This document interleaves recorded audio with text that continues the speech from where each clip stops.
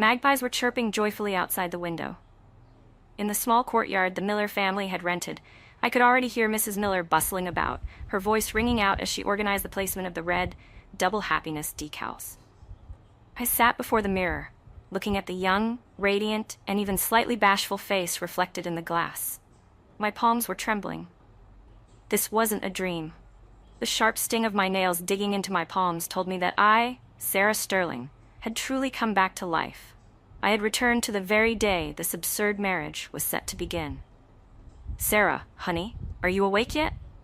Mrs. Miller's voice came through the door, carrying its usual tone of presumptive authority. "Julian said he has important business to handle today. He has to head to the office first to arrange the wedding procession, so he might be a little late. Just start getting yourself ready." I looked down at the red wedding dress spread across the bed. Julian had told me it was his favorite style, so I had spent a month sewing it day and night, my fingertips riddled with needle pricks. In my past life, I sat in that dress in our new home for 3 days and 3 nights, never seeing the groom. All I received was a cold letter claiming that due to national necessity, he had to leave the country immediately on a secret mission with the support fleet. In reality, that day he had taken the $2,000 dowry I gave him and used it to whisk his childhood sweetheart, Monica, away to the city's international airport, boldly chasing what they called freedom and true love. I took a deep breath and dragged a heavy red leather suitcase from under the bed. Julian thought that after the mining accident 3 years ago, I was just a lone orphan girl left behind by the Sterling family. Nobody knew that before he died. My father had deposited a massive sum of money for me in a southern bank. Julian also assumed those property deeds were still foolishly tucked under my pillow, waiting for him to come back and manage them. I moved with lightning speed, pulling several savings books from a hidden compartment. This was the accumulated wealth of generations of the Sterling family. $1 million fortune that could drive people mad in an era where 10,000 yuan households were still a rarity. "Sarah?" Mrs. Miller pushed the door open. Seeing me still not in my wedding dress, she frowned. "Why aren't you changed yet? Julian is on a tight schedule." "Mom," I interrupted, my voice so calm it didn't betray a single ripple of emotion. "Julian told me last night that he left the large red silk ribbons for the ceremony at his office. They're expensive, and we'd lose a lot of money if they went missing. I need to run there now. While I'm out, I'll take the jewelry from the bottom of my trunk to the goldsmith to be cleaned. I want the wedding to look respectable." Hearing the word jewelry, Mrs. Miller's eyes lit up.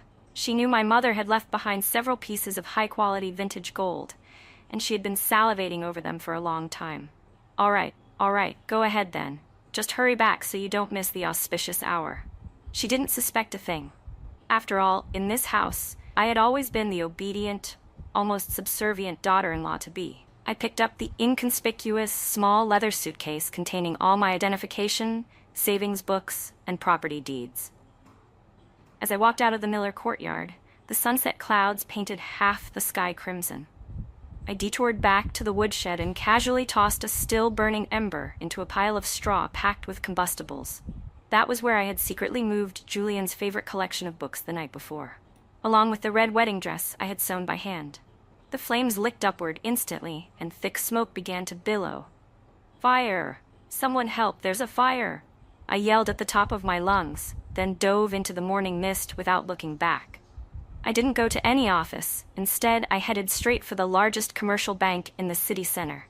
Banks in the 1980s moved slowly, but I couldn't wait.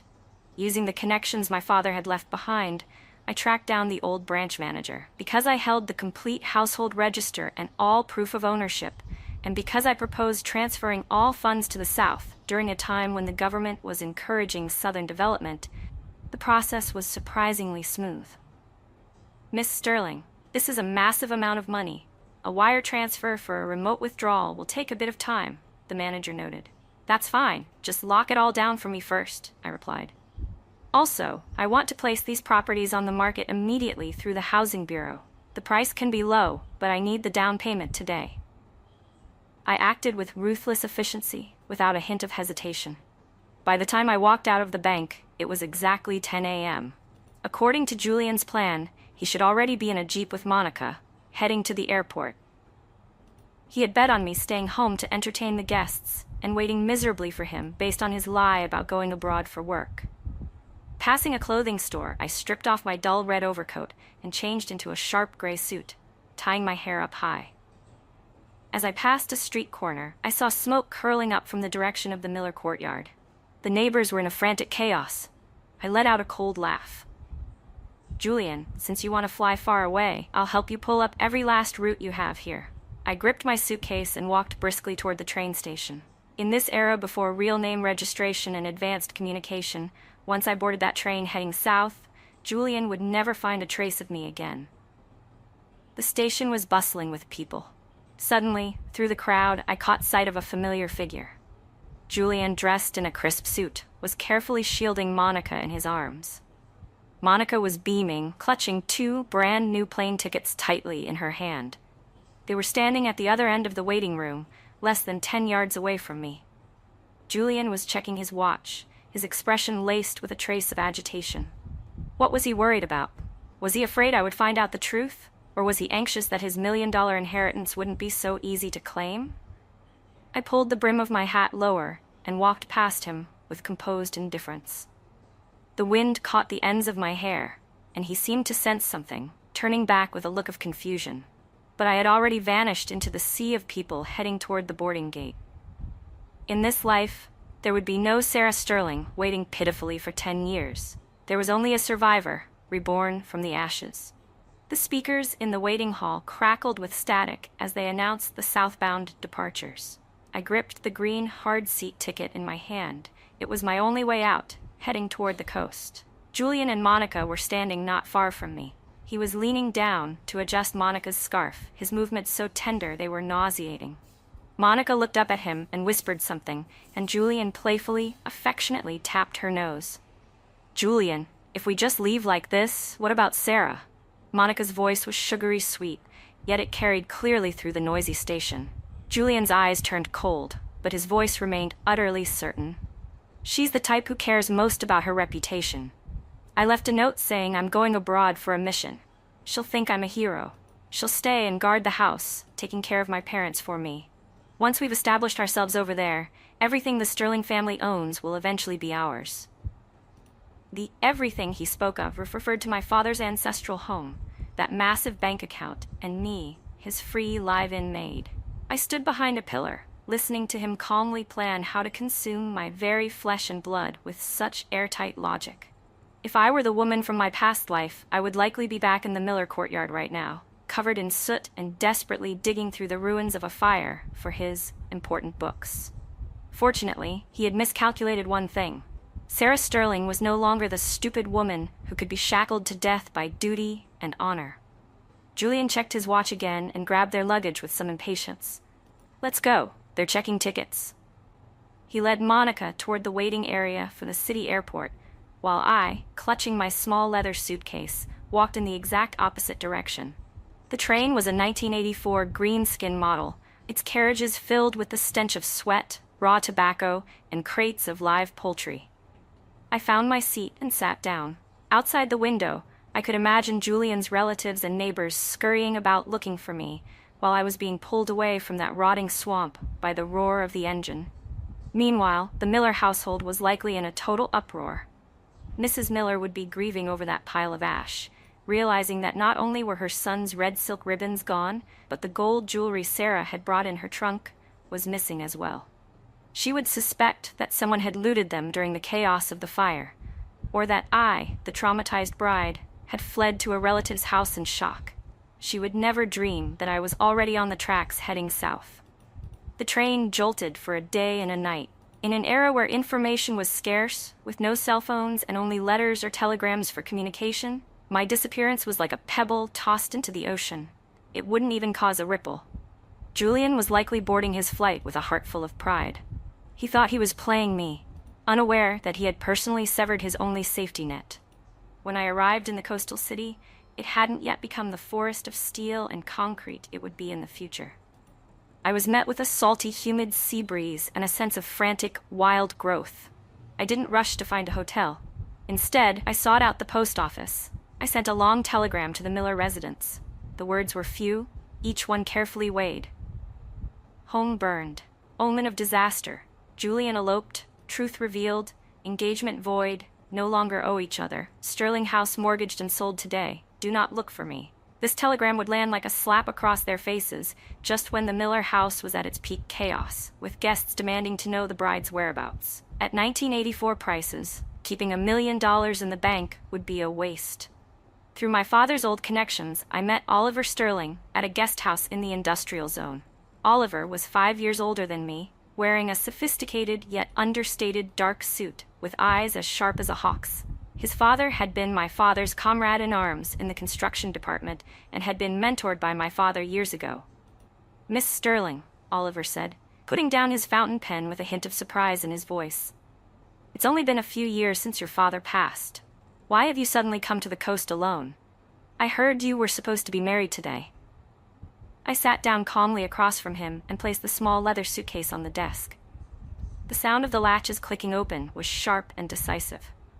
"The wedding is off. Julian has grander ambitions. He's gone abroad for a mission."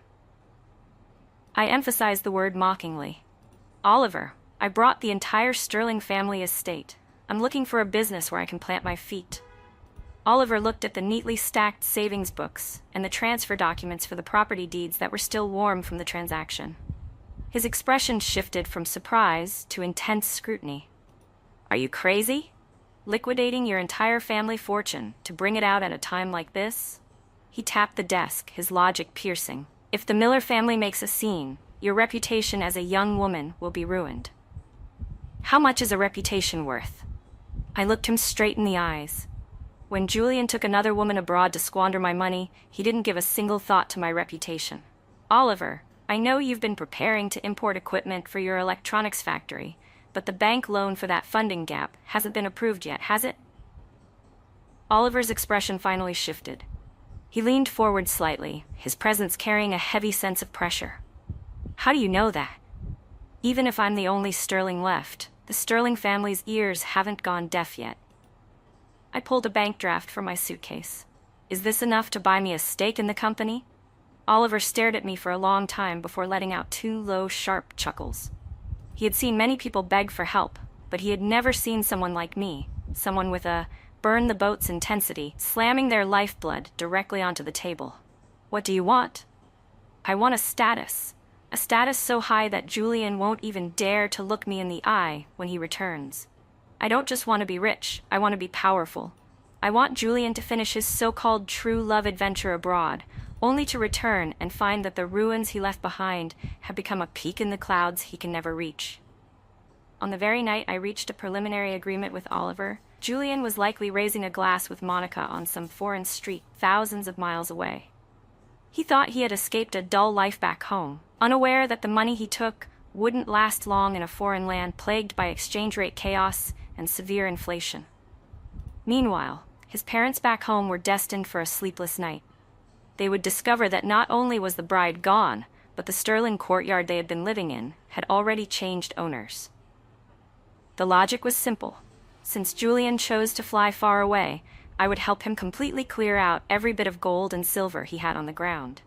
By the autumn of 1985, in the special economic zone, the wind in the coastal city always carried a salty, humid, and feverish ambition.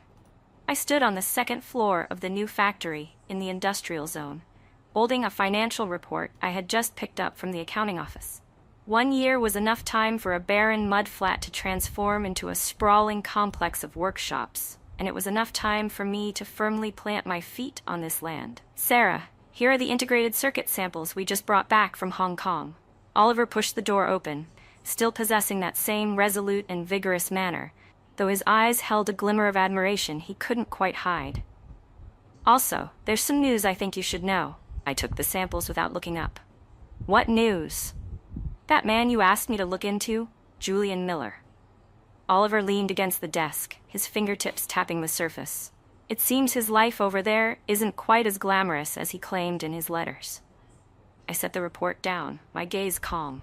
Between late 1984 and 1985, skyrocketing prices and status restrictions abroad meant that for a man with an eloped mistress and no proper labor permits, that place was anything but paradise. His so-called mission was actually a labor export scheme under a shell company. Those kinds of permits don't grant legal residency over there, Oliver continued with tight logic. Add to that Monica's extravagant spending, and the few US dollars they brought along only bought them a lifestyle that barely qualified as poverty. The worst part is that the shell company vanished. Julian is now drowning in debt over there. He's facing deportation and has to pay massive fines for overstaying his visa. Listening to this, I felt no stir of emotion. I actually wanted to laugh. In my past life, he used my money to live like a member of the upper class in a foreign land. In this life, without the $1 million sterling foundation to squander, he finally realized that his pathetic talent was worthless in the face of brutal reality. Does he want to come back? I asked while fiddling with a component, my tone indifferent. He does, Oliver smiled, a businessman's coldness in his grin. But he can't. He doesn't have the money for a plane ticket, and his passport has been seized by local debt collectors. He's written many letters home begging his parents for money, but he doesn't realize that the postman can't even find the way to where his parents are living now. The flaw in Julian's logic was that he assumed everything belonging to the Sterling family would wait for him forever. He forgot that before I left in 1984, I didn't just sell the ancestral home, I also deactivated every social network he could have used in the country. Oliver, do me a favor. I looked up at him, my voice subtle but firm. Use your connections in Hong Kong to lend him a sum of money anonymously. The interest must be high, and the contract must be ironclad and legal. Tell him this money will cover his fines and get him home, but he must use all his domestic credit and his future earnings for the next 20 years as collateral. Oliver's brow twitched slightly. You want him to come back? Of course. I stood up and walked to the window, watching the busy workers below. Only by letting him return to see the brilliant future he personally destroyed will this play be complete. Dying abroad is too easy for him. I want him to return to a hometown where he no longer has a place to stand, carrying a lifetime of debt. That is the satisfaction I'm looking for. It's not about a simple clean break. It's about making him sign a contract to hell with a heart full of joy, thinking it's a literal lifesaver when it's actually his death warrant. Just as we were talking, my secretary rushed in with a strange look on her face. Miss Sterling, there's a man outside, claiming to be a relative from your hometown. He says his name is Arthur Miller, and he's making a scene at the main gate, demanding to see you. Arthur Miller, Julian's father. I turned to Oliver with a slight smile. See? Retribution is arriving even faster than I imagined. When I went downstairs, Arthur was sprawled on the floor of the security office, throwing a tantrum and accusing me of being ungrateful. The cadre uniform he used to wear so proudly was now tattered and filthy. His face was etched with the hardships of the past year, the result of losing his house and being the target of the neighbors' constant gossip. Sarah Sterling, you heartless jinx. You're the reason our Julian is suffering abroad? You even sold the Sterling house and left us old folks living in a shack. If your father's spirit is watching from below, he'll strike you down. He jumped up the moment he saw me, his face full of that same self-righteous arrogance from before. My security detail immediately stepped forward to keep him back. I looked at him coldly, devoid of anger, feeling only a sense of calm, as if I were inspecting a piece of trash. Mr. Miller, your logic is flawed. I adjusted my cuffs, my voice not loud, yet clear enough for the gathering crowd to hear every word. The Sterling house belongs to the Sterlings. I'll sell it if I want to. What does that have to do with the Millers? As for Julian, he eloped with another woman on our wedding day. There's a record of that at the local police station. I'm the victim here. Not asking you for compensation was already out of respect for our father's friendship. You're lying. Julian went on a mission. Arthur was still stubborn as a mule. A mission? I sneered. I pulled a prepared photocopy of an investigation report from my folder and slapped it right against his face. This is Julian Miller's notice of illegal residency from overseas. Mr. Miller, if you keep making a scene, I'll send this straight to Julian's former workplace. Elopement, bigamy, illegal stay, and fraud. Guess if he'll ever have a chance to hold a stable government job again in his life? Arthur's face turned deathly pale. His hands trembled as he picked up the paper, his lips quivering for a long time without a sound. Want money to save him? I leaned in and whispered in his ear. Don't come to me. You should go ask Monica's parents. After all, it was their daughter who ran off with your precious son. Hit them where it hurts. I knew the Monica family was obsessed with their reputation. If these two families started clawing at each other, that would be the real show. After sending away a soul-crushed Arthur, I returned to the office. Oliver was sitting in my chair, playing with my worn small leather suitcase. "Sarah, you're more ruthless than I imagined," he remarked. "It's not ruthlessness." I looked out at the rising neon lights of the city, my tone lingering. "It's called logical consistency. He must reap what he sowed. Julian, your plane ticket home is ready. I hope you enjoy this surprise the moment you step back onto our soil."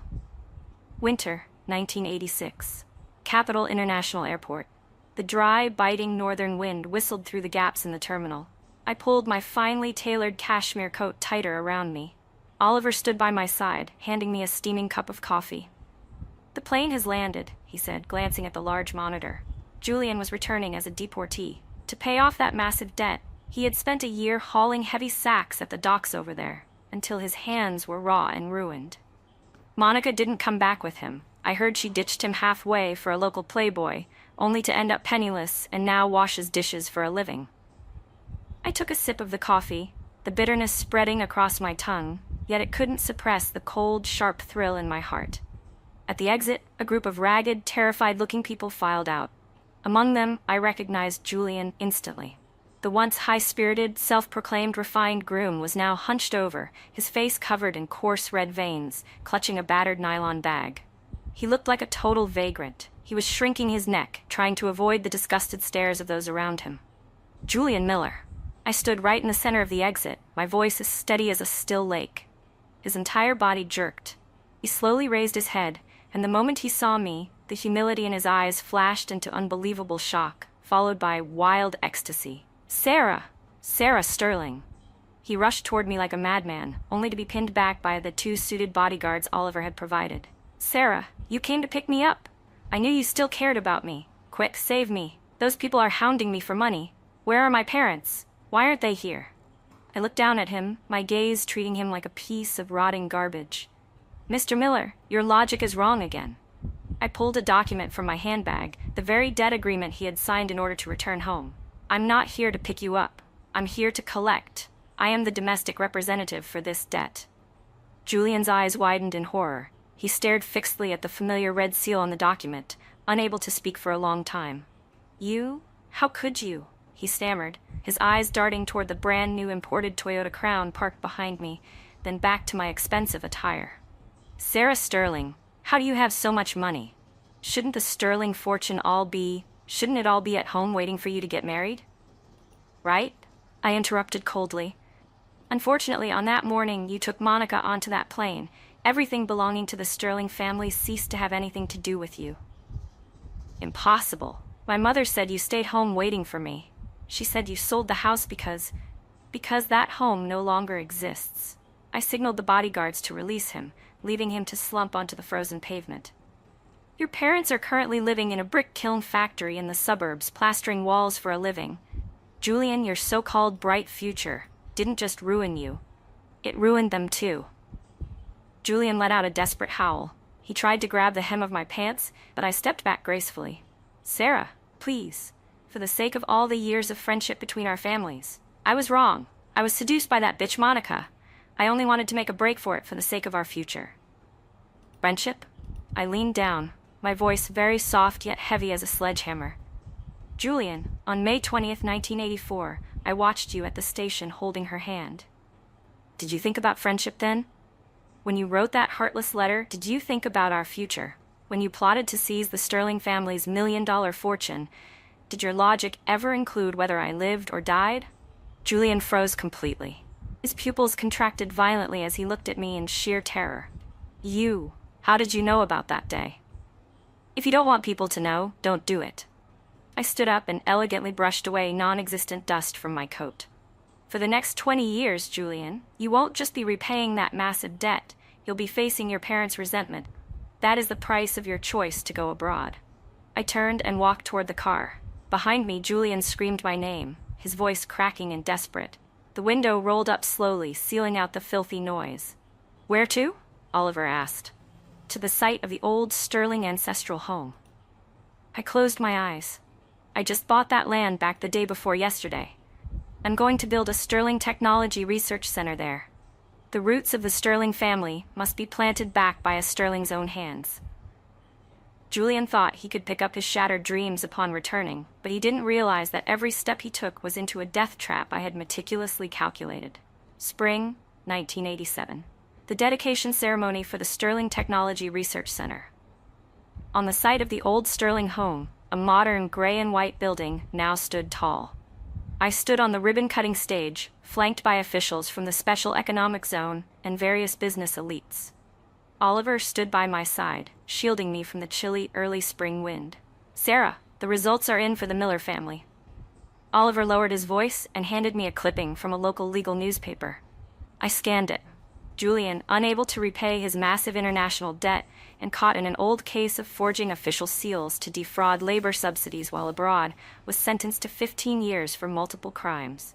Mrs. Miller fainted in court. Arthur Miller was placed under administrative detention for attempting to storm the court to demand the Sterling inheritance. The logic was finally complete. Julian had indeed taken shortcuts with his paperwork back then to get out of the country. In this life, without my $1 million inheritance to grease the wheels and hide his tracks, those old debts couldn't withstand even the slightest scrutiny. "Sarah, if you don't want to look at this, I'll dispose of it," Oliver said softly, his eyes filled with concern. "Look at it? Why wouldn't I?" I tucked the clipping away and walked elegantly down the stage. "I'm going to see him one last time. Some accounts need to be settled in person to be truly finished." At the detention center on the outskirts of the capital, the heavy iron gate let out a piercing screech. Through the cold iron bars and thick glass, I saw Julian Miller once again. He was wearing a bulky prison uniform. His once handsome face was now severely gaunt, and his eyes were dull. When he saw me, a nearly pathological glimmer of hope burst in his lifeless eyes. "Sarah, you're here to drop the charges, right? You still can't let me go, can you?" He gripped the intercom desperately, his voice rasping. "Monica, that bitch is already rotting away abroad. I only have you now. You're so rich now. That debt is just a drop in the bucket to you. Save me." I picked up the intercom, my voice as calm as it had been on that morning 3 years ago. "Julian, do you remember May 20th, 1984? He froze, his eyes darting away. I remember. We were supposed to get married. On that day, you thought Sarah Sterling was a brainless orphan. Her money, her house, her entire life, they were all meant to be stepping stones for your success. You thought that as long as you left a letter, even one built on a lie, I should stay and guard the Miller family out of some sense of gratitude." I looked into his eyes, emphasizing every word. "That logic was established by your own hands. I am simply providing you with a conclusion that follows the very rules of the logic you established," I sneered. "You chose betrayal and greed. I chose to cut my losses and achieve my own success. Julian, this is what you call an equal exchange." "Sarah Sterling, you're too cruel. You planned this from the very beginning, didn't you?" He suddenly erupted in a fit of rage, frantically pounding against the glass. "You started that fire. You transferred that money. You venomous woman, you ruined my entire life. The moment you ruined your life was the moment you stepped out of that house and took Monica's hand." I set down the intercom, refusing to look at his distorted, hideous face any longer. I stood up and walked out toward the bright, sunlit exit. Oliver's car was parked under a sycamore tree. Seeing me come out, he leaned against the car door and opened the passenger side for me. "And for the next item on your itinerary, Miss Sterling, are we going to the coast for the new semiconductor project signing, or—" "Oliver, let's not talk business today." I sat in my seat, watching the red brick walls recede and the increasingly bustling streets pass by outside the window. "I want to visit my parents' graves. I want to tell them that I've brought everything belonging to the Sterling family back, and that I'm doing very well." The car cruised steadily along the highway. In 1987, the country was alive with the vitality of breaking the old to build the new. I looked at the woman in the rearview mirror, her eyes clear, her expression confident and composed, and said a final goodbye to the resentful woman from my past life who had wasted her existence in poverty and waiting. Julian would spend the rest of his life behind iron bars, facing backbreaking labor and endless regret every single day. As for Monica, in that foreign land she so longed for, she was undergoing the most brutal baptism of the lower depths of society. It was a very simple math problem. When a person bets all their cards on deception and plunder, their entire tower of life is destined to collapse into a heap of fragments once they lose the support of the person they exploited. I hadn't just taken back my cards, I had won the entire game on my own terms. As the sun set, golden rays spilled over the gleaming plaque of the Sterling Research Center. Everything had begun anew,